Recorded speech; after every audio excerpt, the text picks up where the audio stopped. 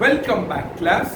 अब चलते हैं बेटा हमारे प्रैक्टिस सेट नंबर 17.2 की तरफ। आपके 17.2 में कहने के लिए तो सिर्फ दो ही सम दिए हैं, बट ये दो सम में से जो सेकंड सम है ना बेटा, वो अपने आप में तीन अलग अलग क्वेश्चन आंसर्स राउंड जैसा है। So first we will look into sum number 1 and then in sum number 2।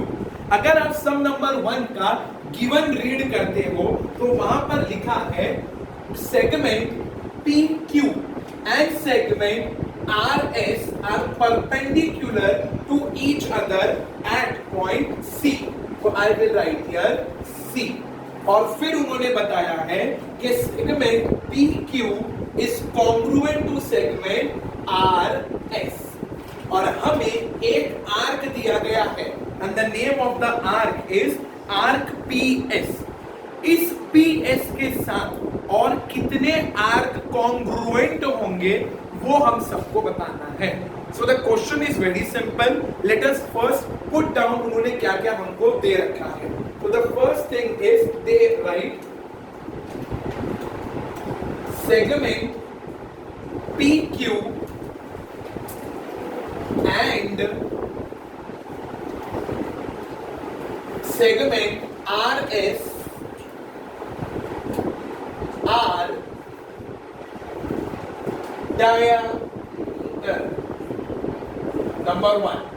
Number 2 उन्होंने क्या बताया है, C is the center of the circle।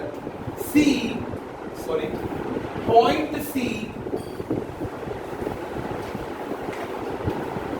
is the center। और फिर उन्होंने कहा है कि segment PQ is perpendicular to segment RS। So you will write this segment PQ is perpendicular to, ये उल्टा T का मतलब होता है is perpendicular to segment RS। और अब उन्होंने हमसे पूछा है find the names of other arc which are congruent to arc PS। तो PS के साथ और कौन कौन से आर्क कॉन्ग्रुएंट होंगे हमें वो पता करना है। ठीक, तो अब पहले तो फिगर को ध्यान से देख लेते हैं। फिगर क्या है? The figure over here says point C is the centre. Point C is the centre. दूसरा कहां है, chord PQ and chord RS क्योंकि सेंटर से पास हो गए तो उनके आगे डायामीटर वर्ड लगाना कंपलसरी था। और जब कोई भी डायामीटर की बात करता है so diameters of the circle are congruent. जो लेंथ PQ की होगी ना बेटा, वही लेंथ RS की होगी, बिकॉज डायामीटर्स कभी भी अपने लेंथ को चेंज नहीं करते, वो फिर 2 हो या 2000। अगर एक ही सर्कल में है तो all will be having the same equal length. और अब अगर आप ध्यान से बोर्ड की तरफ देखो तो प्रॉपर्टी नंबर 2 यहां पर फिट बैठती है, वो है congruent chords of a circle. Congruent chords of a circle form congruent angle at the center of the circle। जब दो congruent chords एक दूसरे को मीट करते हैं तो वो सेंटर पर हमेशा इक्वल डिग्री का एंगल बनाते हैं।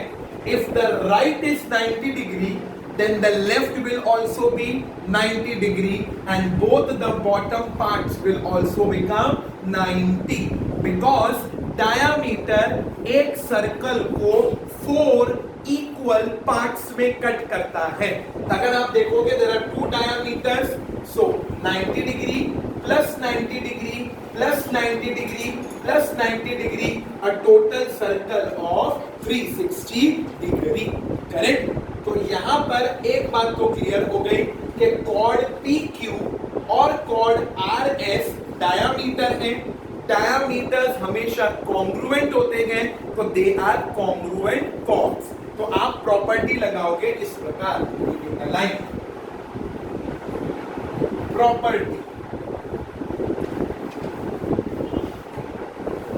प्रॉपर्टी लगेगी congruent chords of a circle form congruent angles at the center of the circle.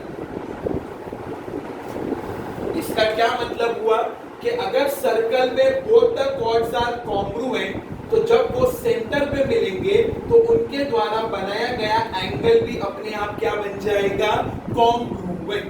और यहाँ पर आपको एक एंगल दिया है and the name of the angle is angle P C S which is right angle. याद है सेंट्रल एंगल आपको सिखाया था कि जो मेजर सेंट्रल एंगल का होता है वही मेजर उसके माइनर आर्क का भी होता है। अगर पी सी एस 90 डिग्री है तो P से S भी कितना हो जाएगा, 90 degree, because the measure of central angle is equal to the intercepted. Intercepted का मतलब होता है एंगल के बीच में जो पोर्शन आता है इसे कहते हैं इंटरसेप्टेड, और ये इंटरसेप्टेड भी 90 डिग्री का होगा। ओके, सो अब लिखते कैसे हैं, सी ना measure angle PCS is equals to measure angle SCQ is equals to measure angle QCR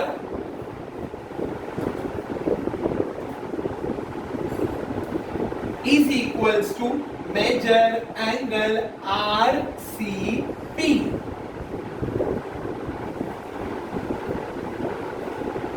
और ये चारों के चारों एंगल अपने आप क्या हो जाएंगे बेटा, 90 degree. Why? I repeat once again, क्योंकि ये कॉर्ड्स कॉन्ग्रुएंट हैं, तो अगर एक एंगल 90 डिग्री का है तो बाकी सब एंगल भी अपने आप कितने डिग्री के हो जाएंगे, 90 डिग्री। जैसे कि लीनियर पेयर आपने पढ़ा था स्टैंडर्ड 8 में, एक लीनियर पेयर होता है 180 डिग्री का, अगर इधर 90 है तो इधर भी क्या हो जाएगा, 90। ये दोनों वर्टिकली ऑपोजिट है, ये दोनों वर्टिकली ऑपोजिट है, तो ये सब भी क्या हो जाएंगे, 90 90 ईच। और सबसे बड़ी बात बेटा, डायामीटर जब आता है ना पिक्चर में, तो डायामीटर एक सर्कल को दो इक्वल पार्ट्स में डिवाइड करता है।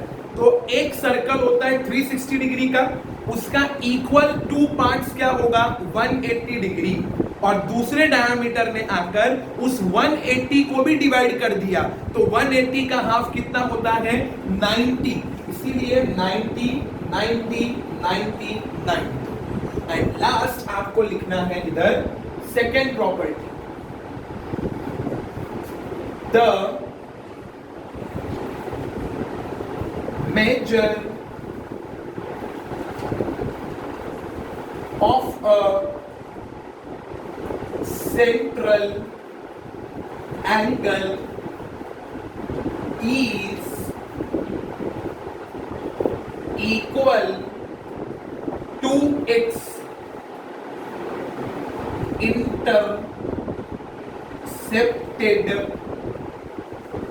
minor R। इसका क्या मतलब होता है कि अगर आपका एंगल PCS 90 डिग्री है तो P से S की भी दूरी कितनी हो जाएगी, 90 डिग्री। अगर आपका एंगल SCQ 90 डिग्री है तो S से Q की दूरी भी कितनी हो जाएगी, 90 डिग्री। और ऐसे ये भी 90, ये भी 90। इट मींस सेंट्रल एंगल का मेजर और उसके द्वारा माइनर आर्क जो बनाया गया, both the measures are equal, hence आपका करेक्ट आंसर होगा arc PS is equal to arc SQ is equal to arc QR is equal to arc RP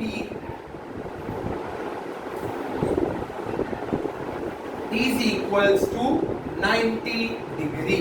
जब सेंट्रल एंगल 90 डिग्री का है तो उसके सामने वाला आर्क भी कितना डिग्री का हो जाएगा, 90 डिग्री। हेंस PS के साथ arc SQ, arc QR and arc RP, all the three will be of equal congruent measure. Is this thing clear? So by this आपका Q1 कंप्लीट होता है। नो सॉल्विंग, खाली property लगाया और major दिया। अब Q2 के अंदर हमारे पास प्रॉपर्टी भी है और सॉल्विंग भी है। So meet you in the next video. Till then, take care of yourself and thank you.